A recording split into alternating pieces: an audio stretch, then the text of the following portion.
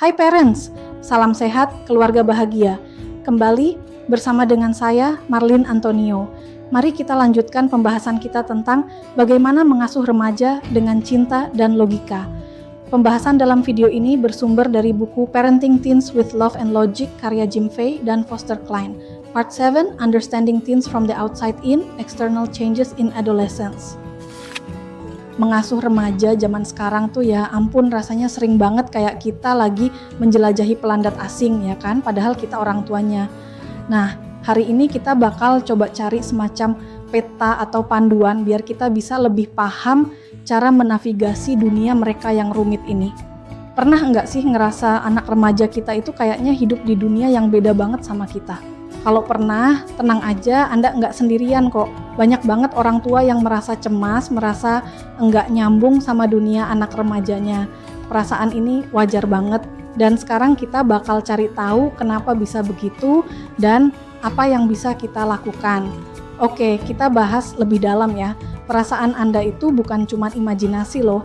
Tekanan dari luar yang dihadapi remaja sekarang itu benar-benar beda dan jauh lebih berat dibanding zaman kita dulu. Memahami tekanan-tekanan ini adalah langkah paling awal dan paling penting. Coba deh kita lihat 3 hal ini kan saling berhubungan erat ya. Pengaruh teman itu sekarang jadi makin kuat karena adanya media sosial. Jadi kayak ada gaungnya terus-menerus, sementara itu tren yang ganti-ganti terus dengan cepat bikin mereka ngerasa harus selalu update biar nggak ketinggalan. Tapi tekanannya nggak cuma dari dunia digital dan pertemanan aja. Nah, kalau yang ini tekanannya langsung kena ke inti rasa aman seorang remaja. Iklan-iklan di mana-mana seolah bilang kalau kebahagiaan itu bisa dibeli. Di sisi lain, isu serius kayak perceraian atau kekerasan itu bisa menggoyahkan fondasi keamanan mereka, baik secara emosional maupun fisik. Ini beban yang berat banget loh buat mereka pikul setiap hari. Jadi poin pentingnya di sini nih, di tengah semua kekacauan dari luar, ada sesuatu di dalam diri remaja yang sebenarnya enggak pernah berubah. Nah, inilah pegangan kita daripada kita pusing sendiri ngikutin tren terbaru yang enggak ada habisnya. Gimana kalau kita fokus ke inti dari apa artinya menjadi seorang remaja dulu, sekarang, dan nanti. Nah, ini dia bagian favorit saya yang menurut saya paling bisa mencerahkan. Kita akan ngomongin soal kompas. Anggap aja ini alat bantu kita buat menavigasi perilaku remaja. Kompas ini didasarkan pada kebutuhan dasar manusia yang paling fundamental dan enggak akan lekang oleh waktu. Kompas ini tuh ibarat jangkar kita di tengah badai. Jadi, pas kita lagi bingung banget sama kelakuan anak kita, kompas ini bakal selalu nunjukin arah kembali, mengingatkan kita tentang apa sih yang sebenarnya mereka cari. Ini bisa mengubah total cara kita memandang perilaku mereka. Yuk, kita bedah 3 titik kompas ini. Yang pertama, kebutuhan akan kontrol. Ini tuh soal kemandirian, soal pengin bisa bikin keputusan sendiri. Kedua, kebutuhan akan kasih sayang, rasa aman karena mereka tahu mereka dicintai apa adanya. Dan yang ketiga, kebutuhan untuk merasa diterima. Ini soal menjadi bagian dari sebuah kelompok, entah itu keluarga atau teman-temannya. Dan disinilah letak kuncinya. Perilaku yang sering kita anggap sebagai masalah, misalnya membantah aneh-aneh itu sebenarnya adalah solusi versi mereka untuk memenuhi salah satu dari 3 kebutuhan dasar tadi. Kalau kita paham ini, kita bisa berhenti cuma bereaksi dan mulai benar-benar membimbing mereka. Oke, teorinya udah dapat. Sekarang gimana praktiknya? Kita coba ambil salah satu tantangan paling besar buat orang tua, pengaruh teman sebaya. Gimana cara kita pakai kompas ini buat merespon situasi yang umum banget terjadi ini? Kalimat ini familiar banget kan? Ya, tentu saja ini keluhan klasik banget dari orang tua remaja.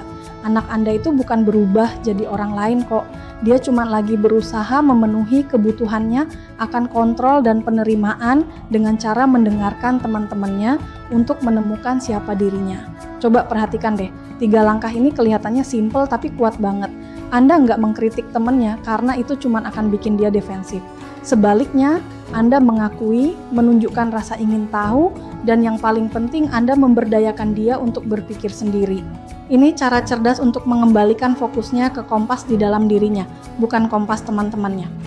Oke, selanjutnya mari kita terapkan kompas ini pada tekanan ekstra lainnya, tren dan gaya yang gonta-ganti terus.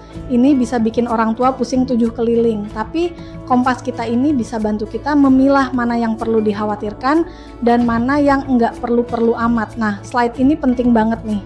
Kita harus bisa membedakan mana ekspresi kemandirian yang sebenarnya nggak berbahaya sama perilaku yang benar-benar bisa merusak. Gaya rambut atau pakaian yang aneh mungkin bikin kita garuk-garuk kepala. Tapi itu kan beda banget sama tren yang punya konsekuensi jangka panjang. Disinilah kompas kita berfungsi lagi. Saat kita lihat anak kita pulang dengan rambut warna ungu, alih-alih panik, kita bisa melihatnya sebagai upaya dia memenuhi kebutuhan akan kontrol atas tubuhnya sendiri dan kebutuhan untuk diterima sama teman-temannya. Ini cara yang relatif aman buat mereka latihan jadi dewasa dan bilang, ini loh aku punya suara sendiri. Dan inilah pemikiran terakhir buat Anda.